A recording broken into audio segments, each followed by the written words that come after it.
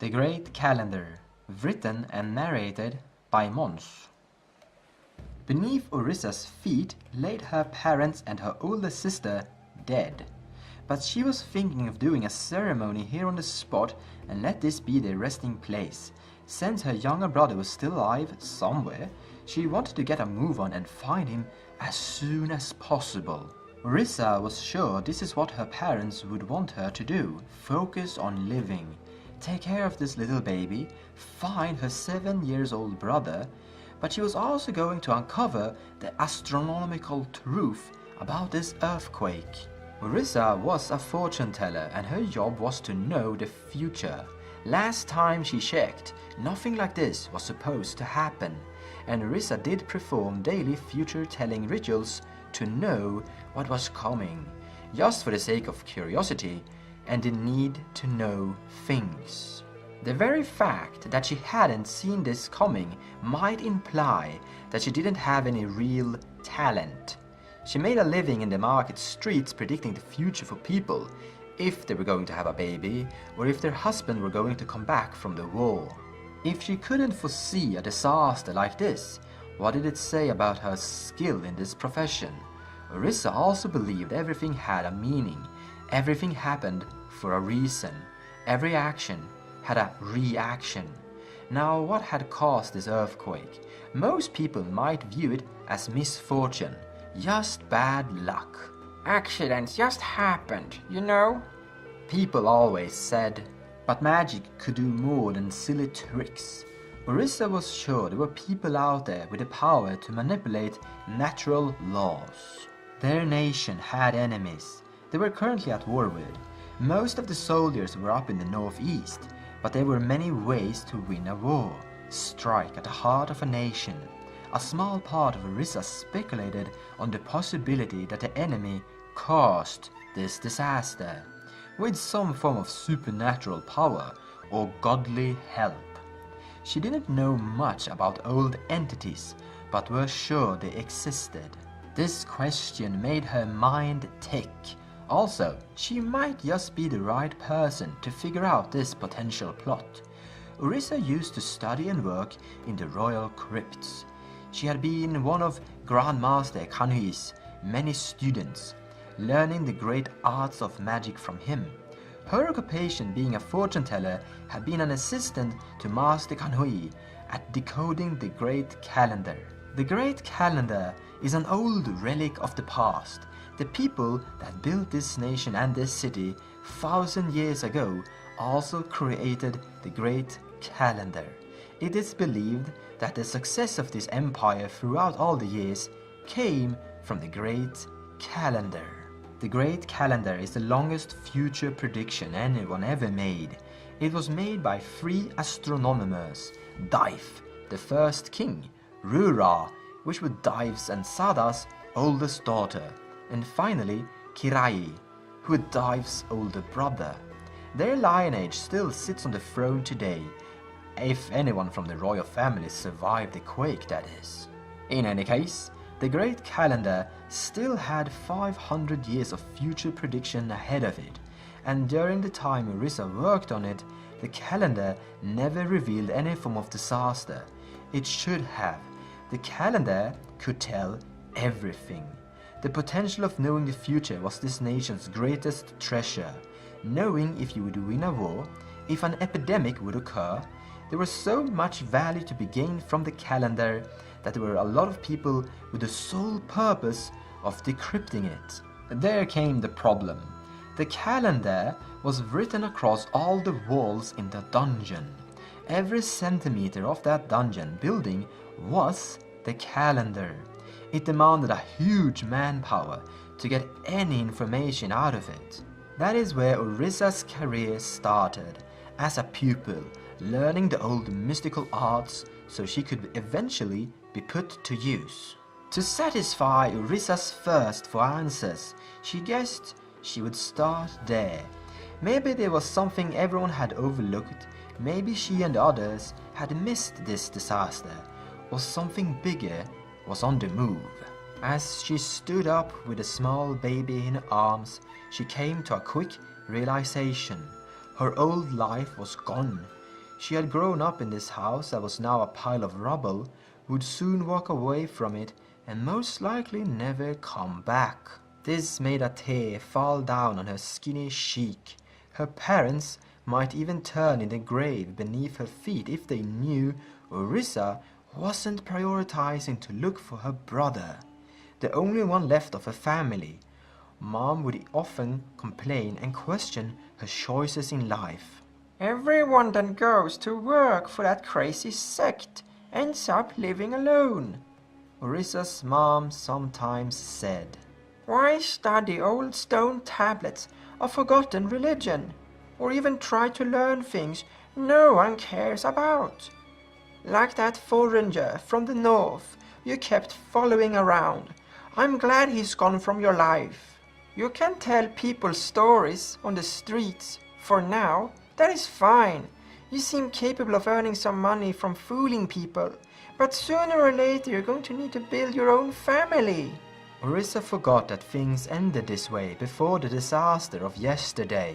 One day this door will be shut for you, was the last thing Mom said to her when she walked out to work. The door wasn't shut. It was in shambles, spread across the ruins of her old house. But Orisa would never see them again, never tell them she was sorry. The baby started to cry. The earthquake happened yesterday. The baby had been crying a lot while they walked around in the disaster. She took that for granted. Maybe she had overlooked things. Maybe the tiny being was hungry. There wasn't any need in guessing. None of them had eaten anything for several hours. Yesterday, when all hell broke loose, Orisa was about to go and eat breakfast. Suddenly, she realized she didn't know if it was a boy or a girl. It didn't matter at the chaotic moment of yesterday. It didn't matter now either. However, it might be more proper if she knew the gender. Orisa pulled down the panties to figure out this mystery and found a girl. A small baby girl. Alright, I can't discover any truth or find any brother on an empty stomach, and you need to eat too, Orisa said to the baby. Felt nice to talk to the small thing. They had both lost their parents and were in this together. Before Orisa started her career, she sold potions of all sorts, a good craft where you could earn solid coins. Potion making was the backbone into magic arts, your first steps into greater understanding. After you mastered potion making, you could easily learn new fields and be given more complex tasks, where the final task was to decoding the great calendar forever. Many were still satisfied with learning only potion making and left. They often opened private pharmacies to earn a living. This was really common because you didn't get paid working for the royalties in the crypts.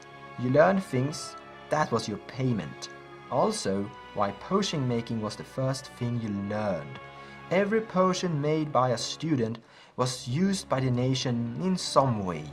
Because many came just to learn potion making with the full intent of leaving when they had mastered it.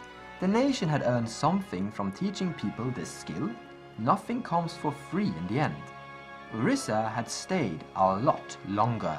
She had mastered more brews than most of the pharmacy shops offered. Something very few knew was how to prevent pregnancy. Orisa might have been the only one that sold that brew in the streets, a business that people looked down on, viewed as murder. A side job and fortune telling didn't bring in enough to feed her belly. She didn't want to commit her life to alchemy or any of that sort. That kind of job was too repetitive. Just follow the same recipe all day to satisfy the customer's need. Fortune telling was much more interesting. Decoding the calendar had also been a bit repetitive in the end. But figuring out people, that was amazing. Decoding their future. It was a new calendar every day. It actually looked quite the same. The palm of a person's hand wasn't far from how the calendar's inscriptions looked like. But from time to time she also sold potions that helped mothers with their breast milk. Not every mother got their milk running in circulation. Those customers always wanted to make business in a street alley, trying to be as anonymous as possible, afraid of the shame if their husbands and family found out. It was actually a common problem that was for some reason took away the feeling of being a real woman. But there were also women that weren't the actual mother to the child they took care of. She hoped it would work for her and the little baby girl too. It was a rather simple potion to make, requiring a lot of different flowers across town. Small things she could easily collect throughout the day. But her city wasn't what it used to be. The bridge she usually crossed was gone. The neighbors' shops had all collapsed. Soldiers were running around in all directions without a means of purpose. "Are any of the royalties from the capital still alive?" Orisa shouted at one of the soldiers running past her, but no answer. If there wasn't anyone in charge, this might turn into an ugly place pretty soon. And it was an ugly place already to be buried in. But Orisa couldn't do much more for her family. It would take forever to dig them out from the leftovers of their house, and she needed to leave, but a farewell funeral song she would gladly give them. Standing tall with the baby child in her arms, resting on her hip, she sang the traditional funeral song. Farewell, farewell, this is your end. Your legacy I shall defend. Your life is gone, don't stay too long. Rather just move along. If you have a grudge, forget your past. Let your body turn to dust, or else it shall become our crush. Everything turns to dust. "Forgive me for everything. I will always remember you," Orisa said and left her home for good. After a long walk across rubble and debris, she came to the southeast parts of the city. Here at the water wall, faddy leaves, which were the main ingredient for a brew, grow like a weed. They often grow close to wet stone, where they also had a strong source of sunlight. It was also a refreshment for Orisa to drink some fresh water. The water wall was still perfectly intact. It was an actual old mountain wall where the water came flooding out through the cracks in the stone. Deep below inside the mountain, there was a natural spring. There was a lot of people here. There was always a lot of people here. Where there is water, you will have people. Nothing moved fast here, not even the water flow. But the tranquil silence died from some sort of an argument further up the road. Some men argued against themselves. A conversation too far away for her or any of the other people down at the riverbank to clearly hear out. A man was holding his arms out, shrugging his shoulders, trying to explain himself. That is what it looked like, at least. Then they pushed him, pulled his hair, punched him in his face, knocked him to the ground. It escalated really quick, almost beaten to death. The mob dragged the man over the stones towards the riverbank, screaming for his life. He was pushed down into the water while they shouted, "Sai Pantu, Sai! Die, traitor, die!" Some of the men who participated in holding the man's head below water were royal soldiers who were supposed to uphold the law. According to the law, everyone had a right to a fair trial, not murdered because a small group of people wanted you dead. Orisa could only walk away with great haste while the man suffocated to death. She was just a young woman and had too much to risk if she got dragged into this mess. It took her about an hour to collect the rest of the ingredients she needed. There weren't many places where she could make the brew. A lot of people had taken shelter in one of the old temples. Not much happened here. She was guessing everyone was waiting for safer times, or silently prayed, or they were just here for the free food the priest had made. Orisa could borrow their cooking pot and found a free corner to work in. While making her brew, she was going over everything she needed to do in her head. Things to do step by step. First, she would finish this potion and drink it. After several hours, she should have a mother's breast milk, so she could feed this small baby girl. There was a lot of nutrients in this potion, so it would be food for both her and the child. Second, she should try and get into the royal crypts to find the answers she was looking for. Third, find her brother, or was this supposed to be second? Fourth, leave this capital for time being. Orisa thought about scrying into the future about this place. If a gang war or big bloodbath would occur, she wanted to know about it. If her future visions could show her that this would be a safe place, she might stay. There were many women and children here, some old men too. Quiet, calm and safe. Time just flew by here, while it felt like the world stood still. Fifth, figure out what to do with the baby, who to give it to. She knew the potion would work. It had done so in the past for her clients of hers that had adopted children. Maybe she had to redo the orders of priorities. She opened her clothes and pulled out a naked arm together with the shoulder. First, feed this thing. Second, figure out what to do with it. Her breasts had gotten a lot bigger since this morning. She guessed they would feel a bit heavier for a time being. Second, find her brother. He could be in danger and need her help. Third, get rid of this tiny being. Fourth, she brought the baby's mouth to her naked nipple. Should it tickle this much? Orisa screamed, breaking the silence of the room. She had disappeared into her own mind while her physical body kept going on autopilot. Her brainstorming mind workshop got closed when this little thing started to suck at her breast. This was the first time her breasts were put into some practical use. Before, they had only been a hanging, annoying, or something that could attract men.